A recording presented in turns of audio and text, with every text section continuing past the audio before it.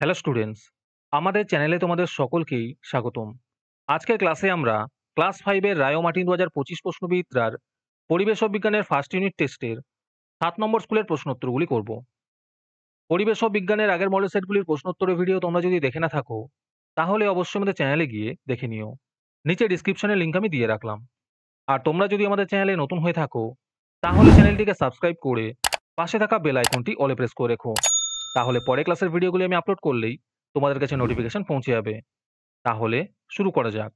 ১ নম্বরে আছে সঠিক উত্তরটি নির্বাচন করে লেখো। যে কোনো ৫ টি করতে বলেছে।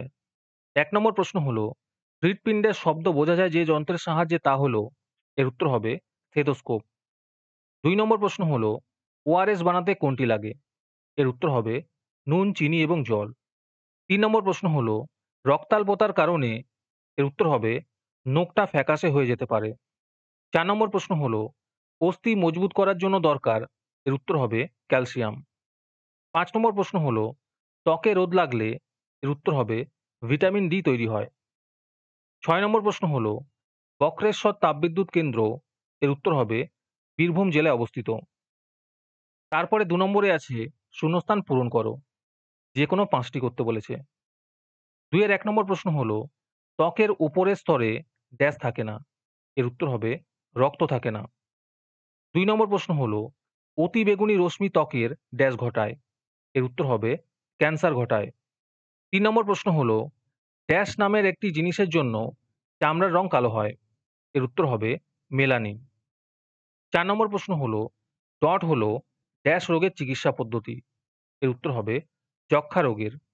৫ নম্বর প্রশ্ন হলো, ছৌ নাচের জন্য বিখ্যাত ড্যাশ জেলা, এর উত্তর হবে পুরুলিয়া জেলা। ৬ নম্বর প্রশ্ন হলো, দুটি হাড়ের জোড়কে ড্যাশ বলে, এর উত্তর হবে অস্থিসন্ধি বলে। ৭ নম্বর প্রশ্ন হলো, আমাদের শরীরের বর্ম হলো ড্যাশ, এর উত্তর হবে ত্বক। তারপরে ৩ নম্বরে আছে, নিচের বিবৃতিগুলির কোনটি ঠিক ও কোনটি ভুল বেছে লেখো। যে কোনো ২টি করতে বলেছে। ১ নম্বর প্রশ্ন হলো, শিঙি মাছের আঁশ নেই, এটি ঠিক হবে। ২ নম্বর প্রশ্ন হলো, কোমর থেকে হাঁটু পর্যন্ত হাড়কে হিউমেরাস বলে, এটি ভুল হবে। ৩ নম্বর প্রশ্ন হলো, সজারুর কাঁটা হলো প্রকৃতপক্ষে লোম, এটি ঠিক হবে। তারপরে ৪ নম্বরে আছে, নিচের প্রশ্নগুলির একটি বাক্যে উত্তর দাও। ১ নম্বর প্রশ্ন হলো, চৈতন্যদেব কোন জেলায় জন্মগ্রহণ করেন? এর উত্তর হবে নদিয়া জেলায়। ২ নম্বর প্রশ্ন হলো, মাছের ঘা সারাতে ও জল শোধন করতে কোন ওষুধ ব্যবহার করা হয়? এর উত্তর হবে পটাশিয়াম পারম্যাঙ্গানেট। ৩ নম্বর প্রশ্ন হলো, দুটি শিকারী পাখির নাম লেখো। এর উত্তর হবে বাজ ও ঈগল। তোমাদের মধ্যে থেকে যে কোনো ১৫ জন আজকের ক্লাসের পিডিএফটি ফ্রিতে পেতে পারো।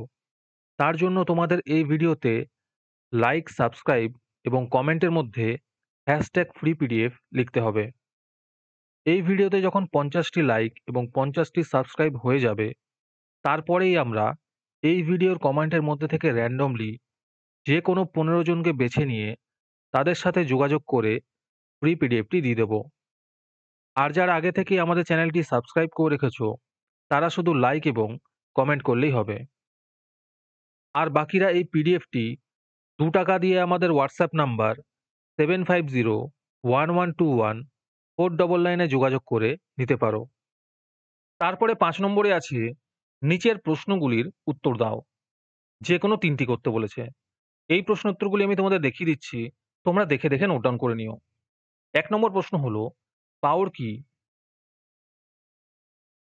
২ নম্বর প্রশ্ন হলো, কি করে বোঝা যায় যে যক্ষ্মা হয়েছে? ৩ নম্বর প্রশ্ন হলো, পুকুরের জল পরিষ্কার রাখার জন্য পুকুরের পাড়ে কি লেখা সতর্কীকরণ বোর্ড লাগাবে? ৪ নম্বর প্রশ্ন হলো, তরাই অঞ্চল কাকে বলে? একটি বরফ গলা জলের নদীর নাম লেখো।